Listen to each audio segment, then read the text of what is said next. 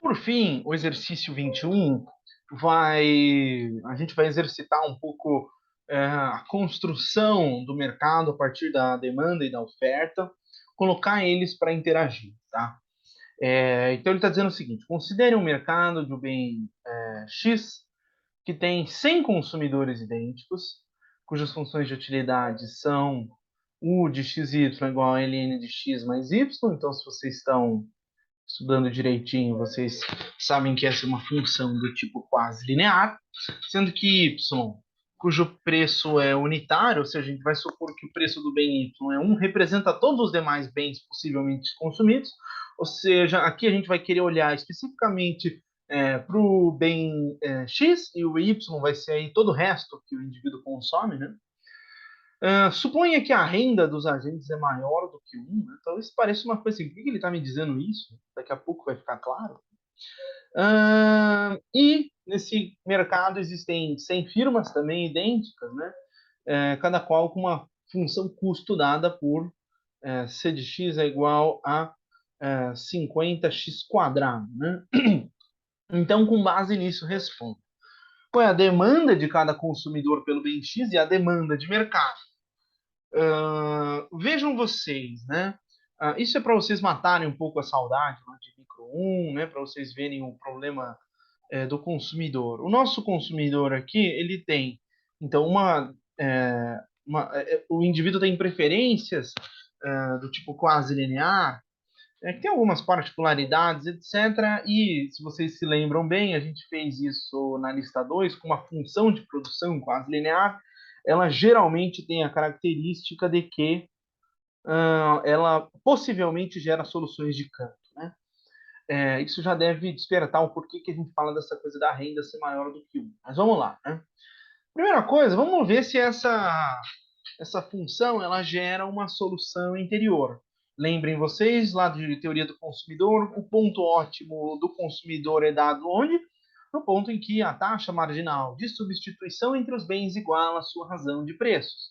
Ou seja, quando a utilidade marginal do x dividido pela utilidade marginal do y iguala o px pelo py. Isso se for o caso de haver solução interior.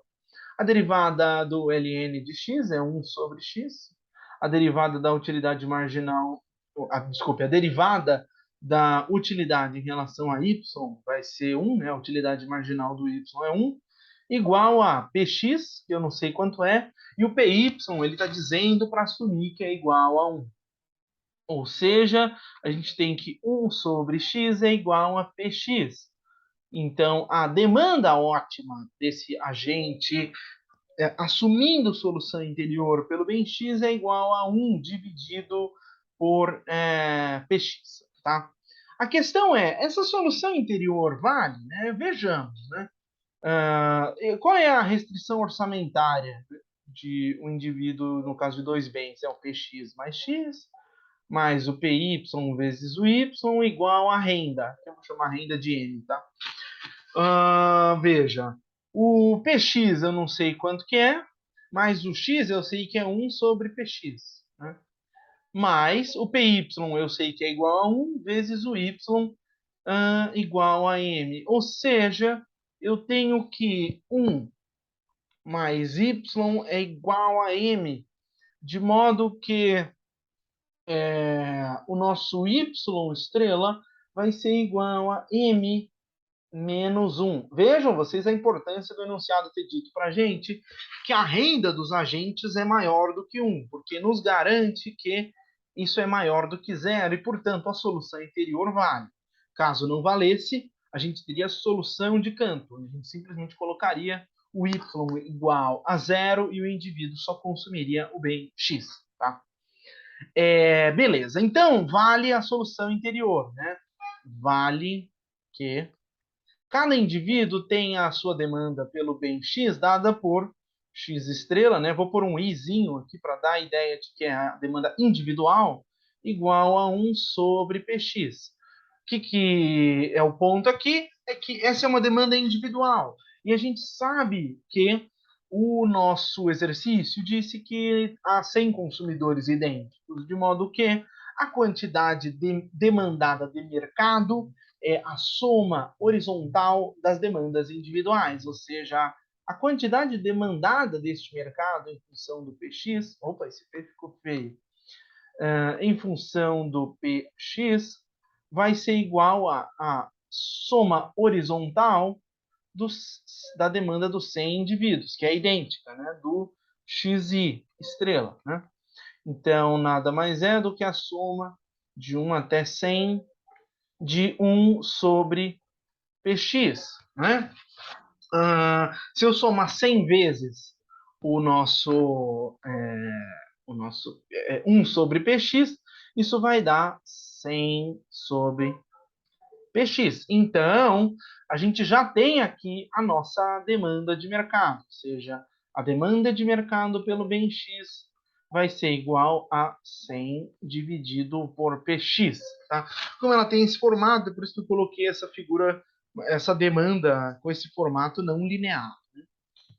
Beleza? Essa é, portanto, a resposta do item A. Está pedindo para a gente a demanda de cada consumidor, a gente já deu ali em cima, né? XI é ótimo, é 1 sobre PX. E, como eu tenho 100 consumidores idênticos, a demanda de mercado vai ser a soma horizontal das demandas individuais e, portanto, vai ser igual a 100 dividido por PX. Tá? Vamos fazer o item B, dizendo o seguinte: qual é a curva de oferta de curto prazo de cada firma para o bem X e a curva de curto prazo da indústria? Vejamos, isso está simples, né? Porque ele não deu a função de produção para a gente achar a função custo, ele já deu a função custo. Custo é 50 vezes x ao quadrado, custo total de se produzir x unidades, unidades de x, né? Vai ser 50 vezes o x ao quadrado. Tá?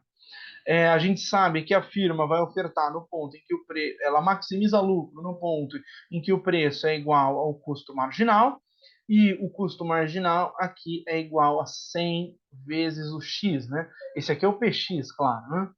Então, vejam vocês que cada firma vai, né, o XI da firma vai ser igual a PX sobre 100, tá? Agora, isso é a curva de oferta de cada uma das firmas. Isso é uma parte da resposta. A gente quer a curva de oferta da indústria. De novo, a curva de oferta da indústria, em função do preço do X, vai ser a soma horizontal das curvas de oferta de cada firma. Novamente, aqui a gente tem 100 firmas idênticas, né? Então, vai ser do I igual a 1 até 100, do XI, que vai ser igual ao somatório de I igual a 1 até 100, de Px sobre 100. O que nos diz que eu vou somar Px sobre 100 vezes. Né? Então, vai ser 100 vezes o Px sobre 100. Né? Então, portanto, a nossa curva de oferta desse setor vai ser igual a Px, simplesmente por isso que a oferta está aqui no gráfico com uma linha reta. Tá? Beleza, caracterizamos esse mercado em termos da demanda de cada consumidor e da demanda de mercado, da oferta de cada firma e da oferta da indústria. Aqui nesse gráfico a gente tem interação entre a demanda de mercado e a oferta da indústria, e o item C está pedindo para a gente falar do equilíbrio de curto prazo, ou seja, em termos de preços e quantidades. Tá? Para a gente fazer isso é bastante simples, é só igualar a oferta e demanda, ou seja, a quantidade demandada iguala a quantidade ofertada de mercado. Né? Então, a gente sabe que a quantidade demandada vai ser 100, né? Deixa eu pôr mais para baixo, uma página adicional aqui para nos ajudar. Aí, 100 dividido por Px e a quantidade ofertada é Px. Portanto, a gente tem que Px ao quadrado é igual a 100 e que, portanto, né, como a gente não tem preços negativos, né, o preço vai ser igual a 10. Já temos uma informação aqui para o nosso gráfico.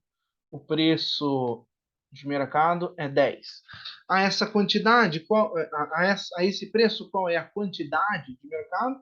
É só substituir ou na oferta ou na demanda, só que como a quantidade ela é igual ao PX, né? Então a quantidade de mercado vai ser igual a 10 também. Tá? Ou seja, vai ser um equilíbrio em que ele há 10 unidades no mercado todo sendo produzidas, vendidas ao preço 10. Tá? Beleza. O que mais que a gente tem para fazer? Ele está pedindo quanto cada firma vai produzir. De novo, vamos lembrar que a quantidade de firmas que produz vai ser igual à quantidade ofertada pela indústria dividido pela escala ótima de cada firma, né? Vejamos. Aliás, desculpa, essa é a quantidade de firmas, né? Porque a gente sabe que tem 100 firmas. Então, aqui, o nosso XI vai ser igual à quantidade de mercado dividido pelo número de firmas. A quantidade é 10, né? E o número de firmas é 100. Então, cada firma vai produzir 0,1 unidades desse bem. Tá? Tem outra forma de eu saber isso? Tem, né? Aqui a gente viu qual é a quantidade ofertada por cada uma das firmas, né? Então, se eu vier e substituir aqui o preço PX igual a 10, né? Eu vou ter que o nosso XI, opa, não é X1, nosso XI, ou seja, a quantidade ofertada por cada firma, vai ser 10 sobre 100, que é igual a 0,1. Tá bom? Esse é o item C, acho que. E o item D está novamente discutindo com a gente sobre a possibilidade de ingresso de novas firmas nesse mercado. A gente tem 100 firmas, será que vai ter mais? Será que vai ter menos? Enfim, a receita total menos custo total é o nosso lucro. De novo, né? Quer dizer, para saber se tem incentivos para entrada ou para saída de firmas, a gente tem que olhar o lucro econômico. É o PX vezes o XI, né, de cada firma, menos o custo total. O custo total é 50 vezes o XI quadrado. Né? Vejamos, o preço do X é 10, cada firma produz 0,1, certo? Acho que é isso, né? Menos 50 vezes o quanto cada firma produz ao quadrado, 0,1 ao quadrado. Isso vai dar 10 vezes 0,1 vai dar 1. Né? Menos 0,01 ao quadrado vai dar 0,01. Né? Ou seja, 1 sobre 100. Né? Se a gente for multiplicar isso por 50, vai dar 50 sobre 100, que é 0,5. Então, isso aqui me dá um lucro positivo, lucro econômico positivo maior do que zero, e, portanto, nós concluímos que há incentivos para entrada de novas firmas. De novo, as firmas vão entrar para sempre? Vai ter infinitas firmas nesse mercado? A resposta é não. Vai ter incentivo a firmas entrarem até que o lucro econômico iguale a zero.